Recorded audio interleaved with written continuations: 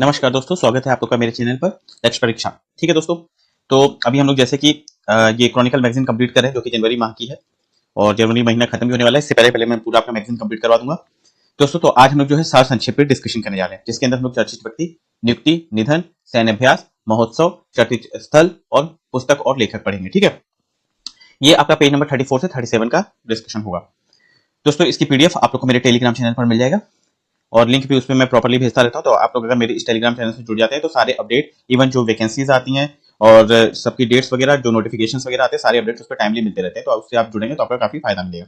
चलिए आइए हम लोग फटाफट से अपना शुरू करते हैं टॉपिक।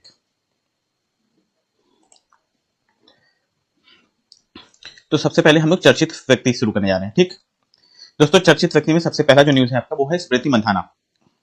इसको मैं थोड़ा सा बड़ा कर देता हूँ।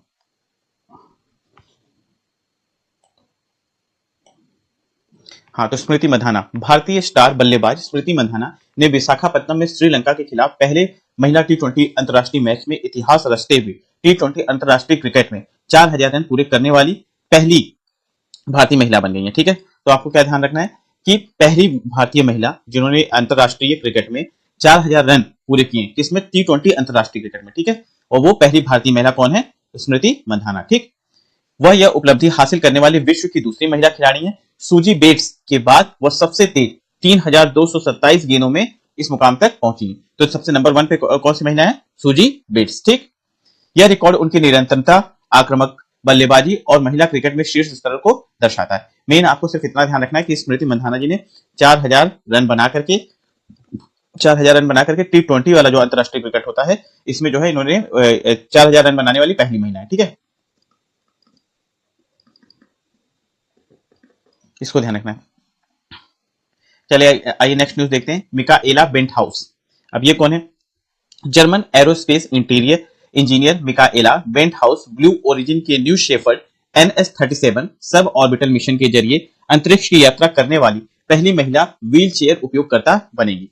तो दोस्तों इसमें ये न्यूज इंपॉर्टेंट क्यों है? देखिए, अभी तक आप लोगों ने बहुत सारे स्टूडेंट्स का नाम सुना हुआ है, ठीक है, लेकिन इनका नाम में ऐसा क्या स्पेसिफिक बात है? तो ये ध्यान रख लीजिएगा कि ये पहली व्हील चेयर उपयोगकर्ता महिला है। ठीक है, पहली व्हील चेयर उपयोग करता है, महिला पुरुष दोनों में सबसे पहली है ये जो व्हील चेयर के साथ वहां पे जाएंगे। ठीक है, ये कौन सा मिशन है? Sub orbital mission. इसमें इसका क्या मतलब है? इसका मतलब ये है कि जो 100 किलोमीटर के ऊपर, अर्थ से 100 किलोमीटर ऊपर तक ये जाने वाली है। ठीक है, वहां पे रिसर्च करने के लिए। और इनके बारे में क्या जानने के लिए खास चीज है कि जर्मन एरोस्पेस ये इंजीनियर है। ठीक है, और किस मिशन के थ्रू ये जा रही है? तो ये ब्लू ओरिजिन के न्यू शेफर्ड NS-37। ठीक है, इस चीज को ध्यान रख लीजिएगा। वह यूरोपीय अंतरिक्ष एजेंसी में यंग ग्रेजुएट ट्रेनी है और 2018 में रीढ़ की चोट के बाद व्हील चेयर का उपयोग कर रही है। उनका यह ऐतिहासिक मिशन कार्बन रेखा वही है जो 100 किलोमीटर से ऊपर पाया जाता है अर्थ की। ठीक है, कार्बन रेखा को पार करेगा और मानव अंतरिक्ष उड़ान को अधिक समावेशी और सुलभ बनाने की दिशा में एक बड़ा कदम साबित होगा। अगला न्यूज, कविता चंद, ये अल्मोड़ा जिला उत्तराखंड की हैं। इन्होंने जो है अंटार्कटिका की सबसे ऊंची चोटी, कौन सी? माउंट मेंशन, ठीक है, पर चढ़कर इतिहास रचा है। चरम शीत और कठिन परिस्थितियों का सामना करते हुए गाइड मिंगमा डेविड शेरपा, है ना, क्या नाम इनका? मिंगमा डेविड शेरपा और भारतीय पर्वतारोही भरत थमिम नेनी के सहयोग से उनका यह आरोहण 7 समिट्स चुनौती को पूरा करने की दिशा में एक बड़ा कदम है। ये 7 समिट्स चुनौती क्या होता है? क्या आप लोगों में से कोई जानता है इसके बारे में? चलिए आइए मैं बता देता हूं इसके बारे में आप लोगों को। इसको हम लोग बोलते हैं 7 समिट्स चैलेंज। ठीक है,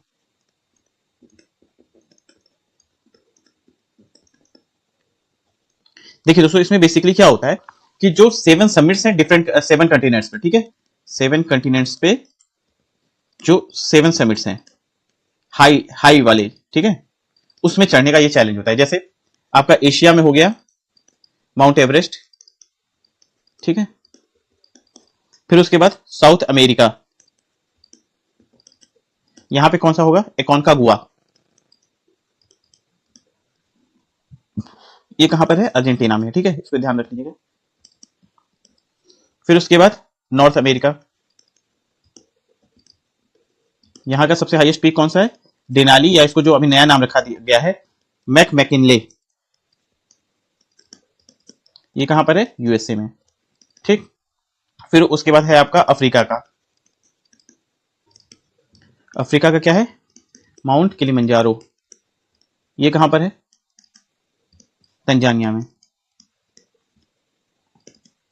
ठीक है। फिर इसी के साथ यूरोप, यूरोप में कौन सा है, माउंट एल्ब्रस। ये देखिए ये जो है आपका यूरोप और रशिया के जॉइंट्स पे मतलब बॉर्डर पे मिलता है, ठीक है। कितने हो गए, 1 2 3 4 5। फिर उसके बाद आपका अंटार्कटिका, यहां पे कौन सा है, माउंट विंसन। उसके बाद ऑस्ट्रेलिया, यहां पे कौन सा है, माउंट कोसियुस्को, ठीक है। तो ये सारा आप लोगों को ध्यान रख लेना है, ठीक है। कौन कौन सा मैंने बताया आप लोगों को, इसमें जो है एशिया का आपका हो गया माउंट एवरेस्ट, साउथ अमेरिका का हो गया अकोंकागुआ जो कि अर्जेंटीना में है, नॉर्थ अमेरिका का डेनाली मैककिनले मैकिनले यूएसए में हो गया, फिर अफ्रीका का माउंट किलिमंजारो, यूरोप का माउंट एल्ब्रस, और अंटार्कटिका का माउंट विंसन, और ऑस्ट्रेलिया का माउंट कोसियुस्को। दोस्तों जो मैं ये पॉइंट लिखवा रहा हूं इसका मैं पीडीएफ भी आपको दे दूंगा, ठीक है। चलिए अब हम लोग आगे डिस्कस करते हैं। अब रोहित शर्मा जी के ऊपर, ठीक है। इन्होंने क्या किया है, भारत के सलामी बल्लेबाज रोहित शर्मा ने दक्षिण अफ्रीका के खिलाफ विशाखापट्टनम में खेले गए तीसरे वनडे के दौरान अंतरराष्ट्रीय क्रिकेट में 20,000 रन पूरे किए, ठीक है। इससे पहले इसी श्रृंखला में उन्होंने शाहिद अफरीदी के सर्वाधिक ओडीआई छक्कों का रिकॉर्ड तोड़ा। इस उपलब्धि के साथ निम्न भारतीय दिग्गजों की ये श्रेणी में शामिल हो गए, जैसे सचिन तेंदुलकर का 34,357 रन हो गया, विराट कोहली का 20,000 रन, और टोटल कुल जो इन्होंने बनाया 27,808 रन, और राहुल द्रविड़ का 24,064 रन, ठीक। चलिए अब नेक्स्ट न्यूज पे चलते हैं।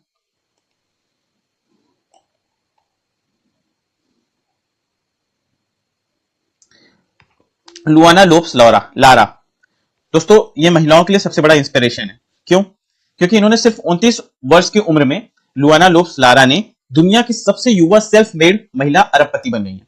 फोर्ब्स के अनुसार वह काल्सी, इनकी कंपनी का नाम ध्यान रखिएगा, ठीक है, काल्सी की सह संस्थापक हैं जो एक उन्नत प्रेडिक्शन मार्केट प्लेटफॉर्म चलाती है, ठीक है।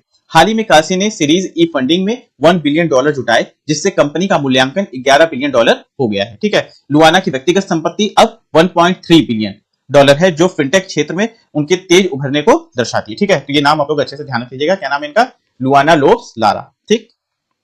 नियुक्ति में आइए, बी साईराम, कोयला मंत्रालय ने अनुभवी खनन विशेषज्ञ बी साईराम को कोल इंडिया लिमिटेड का चेयरमैन कम मैनेजिंग डायरेक्टर नियुक्त किया है। एनआईटी रायपुर से खनन अभियंता साईराम को कोयला संसाधन लॉजिस्टिक परियोजना नियोजक में 3 दशकों से अधिक का अनुभव है, और इससे पहले वे नॉर्दर्न कोलफील्ड लिमिटेड में सीएमडी भी रह चुके हैं, ठीक है। दोस्तों इसमें जो इंपॉर्टेंट होगा वो मैं मार्क कर दूंगा, ठीक है। अब ये देखिए शाश्वत शर्मा, ये नाम आप लोग ध्यान रख सकते हैं। शाश्वत शर्मा जो है अब ये भारतीय एयरटेल के, ठीक है, भारतीय एयरटेल के एमडी बन गए हैं, एमडी और मुख्य कार्यकारी अधिकारी। ज्यादा इसमें डिटेल में पढ़ने की जरूरत नहीं, क्योंकि कोई ऐसा बेनिफिट मिलेगा नहीं, ठीक है। अब देखिए संगीता बरुआ पिशारोटी, ये क्या है, इन्होंने जो है प्रेस क्लब ऑफ इंडिया, ये देखिए प्रेस क्लब ऑफ इंडिया जो है इसकी पहली महिला अध्यक्ष बनकर नया कीर्तिमान स्थापित किया है। अब क्योंकि ये इसकी पहली महिला अध्यक्ष बनी है इसलिए ये इंपॉर्टेंट हो गया। क्या नाम है, संगीता बरुआ पिशारोटी। ये क्या बनी है, प्रेस क्लब ऑफ इंडिया की जो है पहली महिला अध्यक्ष बनी है, ठीक है। अब आइए नेक्स्ट न्यूज हम लोग देखते हैं। हरमनप्रीत कौर, ये मोस्ट इंपॉर्टेंट है, ठीक है, इसको मार्क कर लीजिए आप लोग, मोस्ट इंपॉर्टेंट, इसको पक्का से याद करना है, ठीक है। हरमनप्रीत कौर, पंजाब नेशनल बैंक ने भारतीय महिला क्रिकेट टीम की कप्तान हरमनप्रीत कौर को अपनी महिला ब्रांड एम्बेसडर नियुक्त किया, ठीक है। किसने किया है, पंजाब नेशनल बैंक ने अपना क्या बनाया, इनको महिला ब्रांड एम्बेसडर बनाया। ये पंजाब नेशनल बैंक की पहली महिला ब्रांड एम्बेसडर है, ठीक है। पंजाब नेशनल बैंक की महिला ब्रांड एम्बेसडर कौन बनी है, हरमनप्रीत कौर। हरमनप्रीत कौर क्या है, ये क्रिकेट महिला क्रिकेट टीम में है ये, ठीक है। ये घोषणा बैंकिंग ऑन चैंपियंस कार्यक्रम के दौरान न्यू दिल्ली स्थित बैंक कार्यालय में की गई, जो महिला सशक्तिकरण, नवाचार और डिजिटल केंद्रित ग्राहक सेवाओं पर बैंक के फोकस को दर्शाती है। अब चलिए आइए निधन में देख लेते हैं। डॉक्टर बाबा आधव, महाराष्ट्र के वरिष्ठ समाजवादी नेता और श्रमिक अधिकारों के प्रखर समर्थक डॉक्टर बाबा आधव को पुणे में 95 वर्ष की आयु में निधन हो गया। उन्होंने हमालों, रिक्शा चालकों, निर्माण मजदूरों और असंगठित क्षेत्र के अन्य श्रमिकों के अधिकारों और सम्मान के लिए अपना जीवन समर्पित किया। वे हमाल पंचायत जैसे श्रमिक आधारित संगठनों के निर्माण में अग्रणी रहे और one village one water source जैसे जन आंदोलनों का नेतृत्व किया। चलिए आइए अब यहां से हम लोग का सबसे इंपॉर्टेंट न्यूज शुरू होता है, ठीक है। पुरस्कार और सम्मान, ये वाला जो राष्ट्रीय विज्ञान पुरस्कार है इस पे इंपॉर्टेंट टिक मार लीजिए। राष्ट्रपति द्रौपदी मुर्मू ने राष्ट्रपति भवन में राष्ट्रीय विज्ञान पुरस्कार 2025 प्रदान किए, जिनमें देश के उत्कृष्ट वैज्ञानिकों और नवाचारकर्ताओं को सम्मानित किया गया। दोस्तों देखिए, इसमें सबसे इंपॉर्टेंट क्वेश्चन क्या बन सकता है कि राष्ट्रीय विज्ञान पुरस्कार कौन देता है? ठीक है, राष्ट्रीय विज्ञान पुरस्कार कौन देता है इसको? तो कौन देता है? ये राष्ट्रपति देता है। ठीक है, राष्ट्रीय विज्ञान पुरस्कार कौन देता है? राष्ट्रपति देता है। पुरस्कार के दूसरे संस्करण में 4 श्रेणियों जैसे विज्ञान रत्न, विज्ञान श्री, विज्ञान युवा और विज्ञान टीम के तहत कुल 24 पुरस्कार दिए गए। सर्वोच्च सम्मान विज्ञान रत्न मरणोपरांत प्रख्यात भौतिक विज्ञानी जयंत विष्णु नार्लिकर को उनके आजीवन वैज्ञानिक योगदान के लिए प्रदान किया गया। यह वाला इंपॉर्टेंट पॉइंट है, इसको मार्क कर लीजिए। ये क्या है? इनको किसको मिला है? ये मिला है जयंत विष्णु नार्लिकर को। किसको मिला है? जयंत विष्णु नार्लिकर को, जो सर्वोच्च सम्मान है विज्ञान का। क्या है? विज्ञान रत्न। ये मरने के बाद इनको दिया गया। ठीक है, और किस चीज के लिए दिया है? एस्ट्रोफिजिस्ट थे ये। ठीक है, इसलिए इनको दिया गया है। यह पुरस्कार 13 वैज्ञानिक क्षेत्रों में उत्कृष्टता को मान्यता देता है और पद्म पुरस्कारों की तर्ज पर यह आधारित है। ठीक है, पद्म पुरस्कारों की तर्ज पर आधारित है। इसमें मेन आपको यह भी ध्यान रखना है, पहली बात क्या हमको ध्यान रखना है कि कौन देता है पुरस्कार? तो ये पुरस्कार जो है राष्ट्रपति देते हैं। ठीक है, इसके चार जो पुरस्कार है उसके क्या क्या नाम है? एक है विज्ञान रत्न हो गया, दूसरा विज्ञान श्री हो गया, विज्ञान रत्न, विज्ञान श्री, विज्ञान युवा और विज्ञान टीम। विज्ञान रत्न, विज्ञान श्री, विज्ञान युवा और विज्ञान टीम। और अभी सर्वोच्च सम्मान से किसको सम्मानित किया गया है? तो जयंत विष्णु नार्लिकर। ये पूरा इंपॉर्टेंट टॉपिक है, इसको प्लीज आप लोग अच्छे से ध्यान रख लीजिएगा। ठीक है, अब देखिए 40 under 40 lawyer award. Supreme court of India में प्रैक्टिस करने वाले एडवोकेट शुभम अवस्थी को उनकी पेशेवर उत्कृष्टता और मानवीय योगदान के लिए प्रतिष्ठित 40 अंडर 40 लायर अवार्ड 2025 से सम्मानित किया गया। बस आपको सिर्फ इसमें नाम ध्यान रख लेना है। ठीक है, शुभम अवस्थी जी को ये मिला है। ठीक है, चलिए नेक्स्ट न्यूज हम लोग देखते हैं। अब ये रहा दोस्तों न्यूज। वैसे तो इग्नोर भी कर सकते हैं, लेकिन मेरे को लगता है, मेरे हिसाब से ये बहुत इंपॉर्टेंट न्यूज है। ठीक है, इसमें देखिए क्या पूछा है कि संगठनात्मक नेता ऑफ द ईयर का अवार्ड किसको मिला है? तो NDTV India of the year 2025 में जय शाह। जय शाह कौन है? इस समय आईसीसी के हेड है। ठीक है, आईसीसी के हेड है। इनको जो है जय शाह को संगठनात्मक नेता ऑफ द ईयर पुरस्कार से सम्मानित किया गया है। उनके 2019 से 2024 तक बीसीसीआई सचिव के रूप में प्रभावशाली कार्यकाल रहे। पहले बीसीसीआई के हेड थे, अभी क्या हो गए? आईसीसी के हेड हो गए। ठीक है, चलिए आइए और देखते हैं इनके बारे में।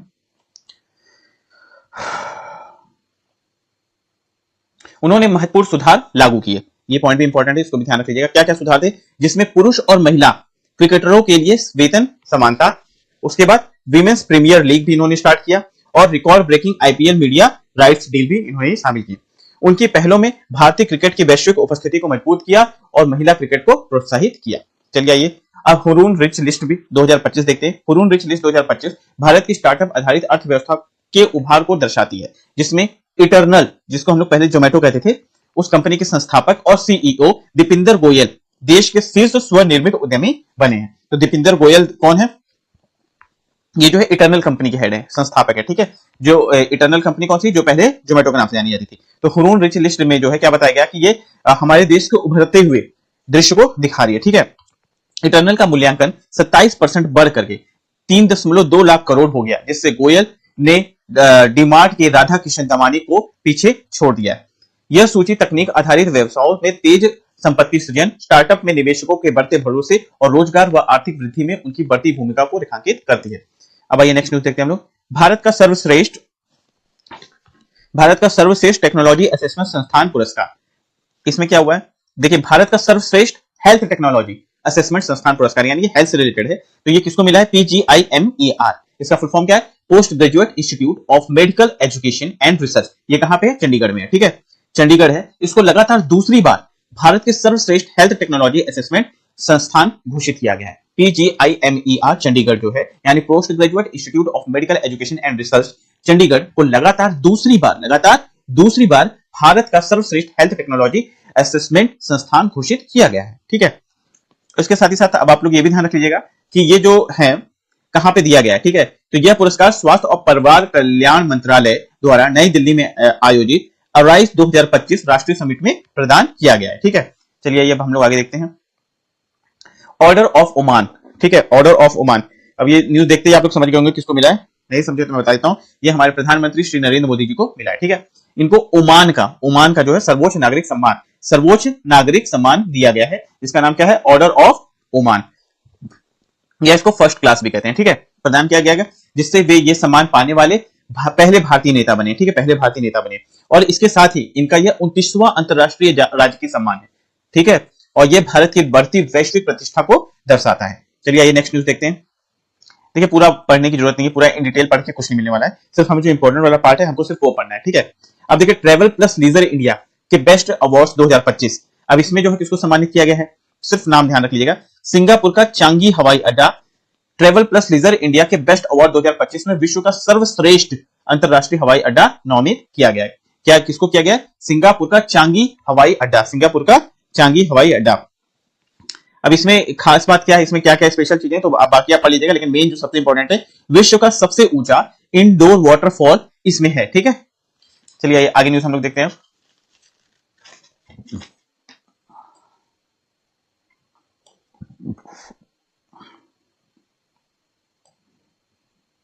Film Homebound, film Homebound Neeraj Ghaywan की फिल्म होमबाउंड, जिसमें ईशान खट्टर, विशाल जेठवा और जानवी कपूर मुख्य भूमिकाओं में हैं, 98वें अकादमी अवार्ड्स में के अंतरराष्ट्रीय फीचर फिल्म श्रेणी के लिए शॉर्टलिस्ट हुआ है। सिर्फ इसलिए इसका न्यूज में नाम आ गया है। ठीक है, चलिए नेक्स्ट न्यूज देखते हैं।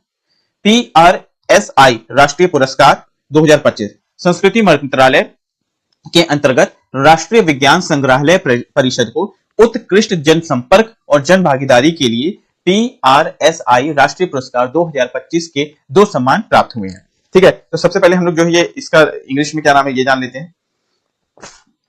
इसका इंग्लिश में नाम है national council of science museums. इसको मैं लिख देता हूं यहां पर।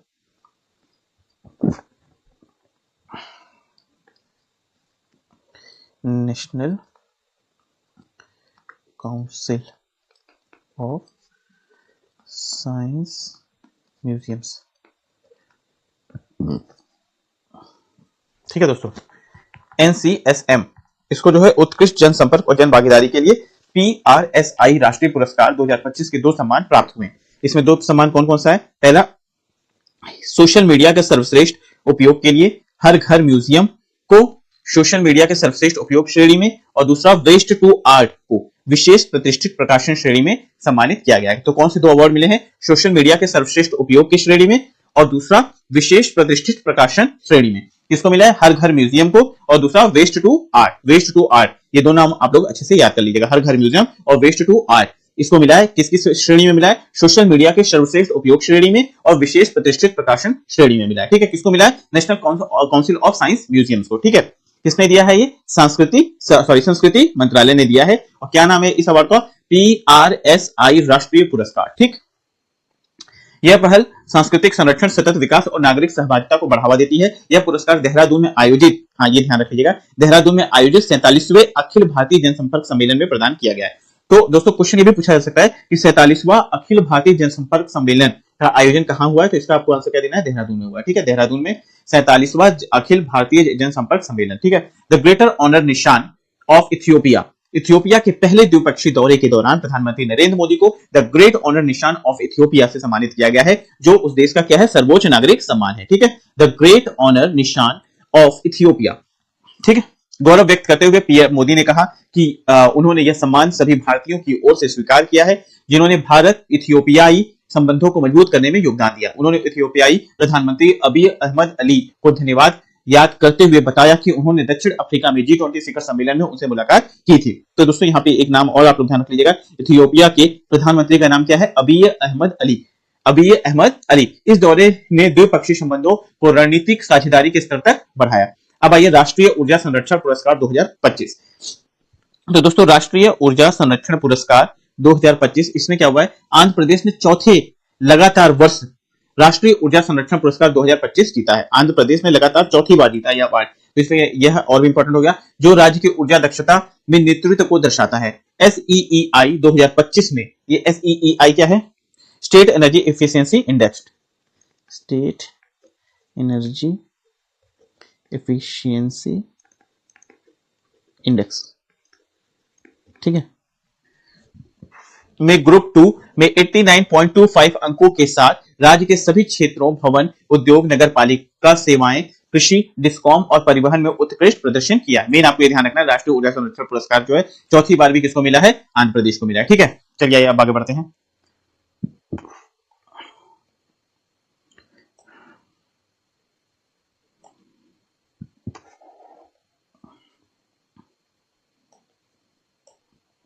ये सबसे ज्यादा इंपॉर्टेंट है, ये कई बार कंपटीशन में पूछा जाता है, इसको आप लोग ध्यान रख लीजिएगा।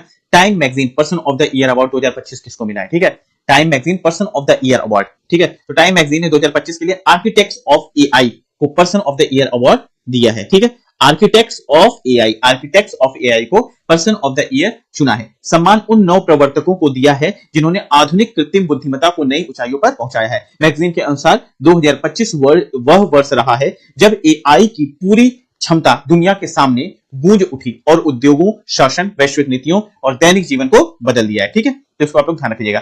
PETA India person of the year, ये भी मेरे हिसाब से बहुत इंपॉर्टेंट न्यूज़ है, इसको भी मार्क कर लीजिएगा। ठीक है, पेटा इंडिया ने अभिनेत्री रवीना टंडन को वन्य जीव संरक्षण, मांस मुक्त जीवन शैली और जानवरों के प्रति करुणा को बढ़ावा देने के लिए वर्ष 2025 की पर्सन ऑफ द ईयर चुना है। ठीक है, तो पेटा ने पर्सन ऑफ द ईयर किसे चुना है? अभिनेत्री रवीना टंडन। पेटा ने पर्सन ऑफ द ईयर किसको चुना है? अभिनेत्री रवीना टंडन जी को चुना है। उन्होंने और उनकी बेटी राशा थडानी ने कर्नाटक के थाउजेंड पिलर्स जैन मंदिर, कहां पे है ये? कर्नाटक का है। कौन सा मंदिर है? थाउजेंड पिलर्स जैन मंदिर को एक मैकेनिकल हाथी भेंट किया, जिससे मंदिर द्वारा जीवित हाथियों का उपयोग न करने के फैसले को समर्थन मिले। ठीक है, अब हम लोग देखते हैं सैन्य अभ्यास और अभियान। दोस्तों, रिस्पॉन्ड बास्केट, ये बहुत ही इंपॉर्टेंट है। मतलब ये समझ लीजिए, कोई भी अगर टेक्निकल थोड़ा सा मतलब डिफिकल्ट क्वेश्चन पूछना चाहेगा तो ये बहुत अच्छा क्वेश्चन है। क्या क्वेश्चन का नाम है? Respond basket 2025। ये कौन सा अभ्यास है? किससे इसका संबंध है? तो दोस्तों, इसका सीधा सी संबंध किससे है? इसरो, भारतीय अंतरिक्ष अनुसंधान संगठन ने रिस्पॉन्ड बास्केट 2025 लॉन्च किया है, जो प्रमुख विश्वविद्यालयों और मान्यता प्राप्त शैक्षणिक और तथा अनुसंधान एवं विकास संस्थानों से रिसर्च प्रस्ताव आमंत्रित करता है। ठीक है, इससे ज्यादा डिटेल में आने की जरूरत नहीं है, चलिए आगे बढ़ते हैं। ऑपरेशन हॉक आई स्ट्राइक, ये भी इंपॉर्टेंट है।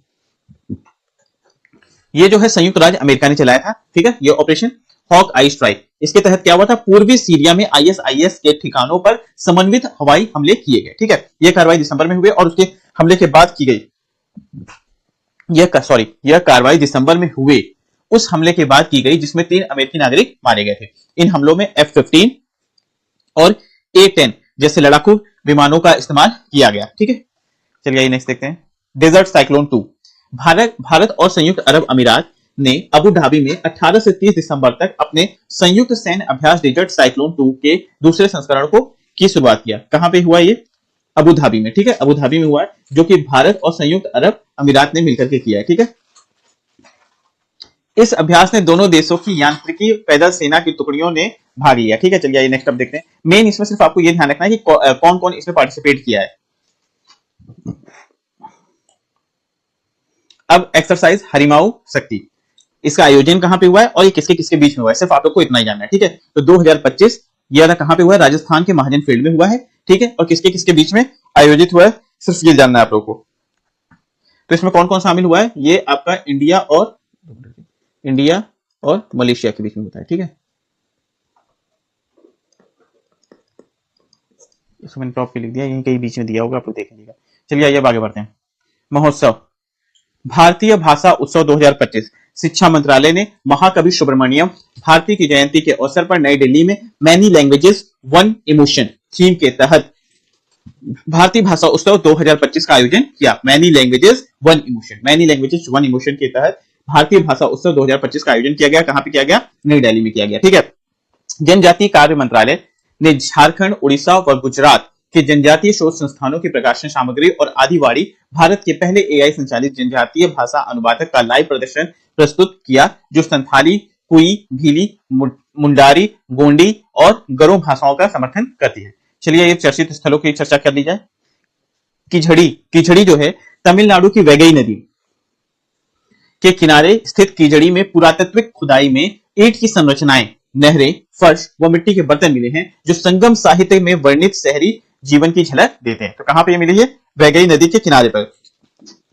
कौन सी जगह? कीझड़ी में। और किस टाइम को प्रेजेंट कर रहा है ये? संगम साहित्य। ठीक है, नेक्स्ट देखते हैं हम लोग।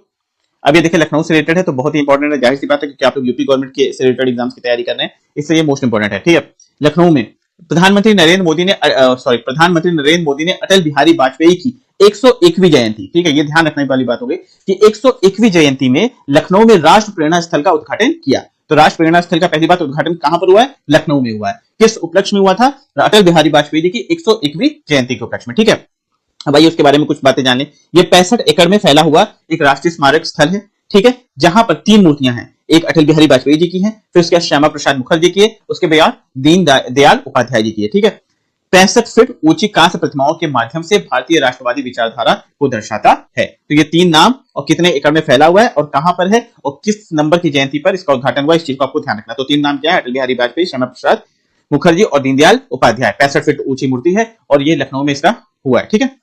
चलिए आइए नेक्स्ट अब हम लोग देखते हैं बिलासपुर। पहले खेलो इंडिया ट्राइबल गेम्स का लोगो, थीम सॉन्ग और mascot Morveer B R. Yadav sports stadium Bilaspur Chhattisgarh में अनावरण किया गया है। तो मैस्कॉट क्या है? मोरवीर। मोरवीर कहां किस चीज का आयोजन हुआ है? खेलो इंडिया ट्राइबल गेम्स का। ये पहला खेलो इंडिया ट्राइबल गेम है, ठीक है। ध्यान रखना है कहां पर? बिलासपुर में। बिलासपुर में, ठीक है। बिलासपुर कहां पे? छत्तीसगढ़ में है। और इसका मैस्कॉट क्या है? मोरवीर, ठीक है। यह आयोजन 14 फरवरी 2026 से होगा और इसका उद्देश्य क्या है? जनजातीय क्षेत्रों में खेल प्रतिभा की पहचान और उसे निखारना, जिससे समावेशी खेल विकास को बढ़ावा मिले। चलिए आइए आगे देखते हैं हम लोग।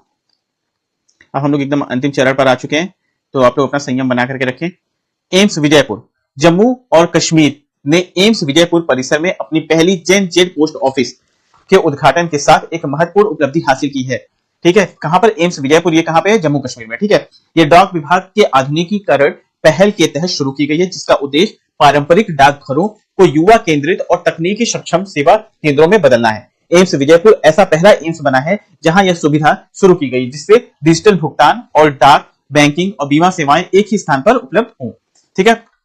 हनोई। नई दिल्ली के बाद हनोई दुनिया का दूसरा सबसे प्रदूषित शहर बन गया है, जहां लगातार एक सप्ताह से अधिक घने धुंध और खतरनाक वायु परिस्थितियां बनी रही हैं। हनोई कौन सी जगह है? तो हनोई जो है आपका ये वियतनाम का कैपिटल है, ठीक है।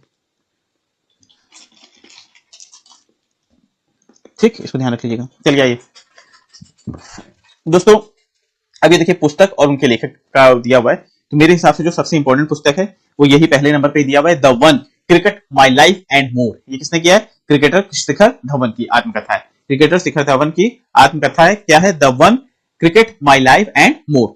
विकास पुरुष सीएम नीतीश कुमार, ये किसने लिखा है? मुरली मनोहर श्रीवास्तव जी ने लिखा है। Bharat that is India reclaiming our real identity, ये अभिजीत जोग जी ने लिखा है। वैसे याद सारे का लीजिएगा, लेकिन मेरे ख्याल से इंपॉर्टेंट ये वाला है, तो इसको पक्का से याद कर लीजिएगा, ठीक है। द रॉन्ग्स वे होम उपन्यास किसने लिखा है? सोनाली खुल्लर श्रॉफ ने। No one aboard Amy McGuire. Watch us fall उपन्यास किसने लिखा है? क्रिस्टीना पोवॉक ने लिखा है। सनातन संस्कृति की अटल दृष्टि वासुदेव देवनानी ने लिखा है, ठीक है। अब इंपॉर्टेंट डेज वगैरह है इसमें, जिसका थीम लिखा है उसको तो पक्का याद कर लीजिएगा। जैसे अंतरराष्ट्रीय स्वयं सेवक दिवस, इसमें हर योगदान मायने रखता है। फिर उसके बाद 5 दिसंबर को विश्व मृदा दिवस मनाया गया। स्वस्थ शहरों के लिए स्वस्थ मिट्टी, इसकी थीम थी स्वस्थ शहरों के लिए स्वस्थ मिट्टी, बस, ठीक है। और बाकी आप लोग अपना डेज वगैरह देख लीजिएगा। दोस्तों आप लोगों को मेरी ये पहल कैसी लग रही है? क्या आपको चीजें अच्छे से समझ में आ रही है? अगर कुछ आप लोग अपने सुझाव देना चाहते हैं तो आप लोग अपने कमेंट में इस कमेंट में अपने सुझाव जरूर से जरूर दें। Thank you and have a nice day.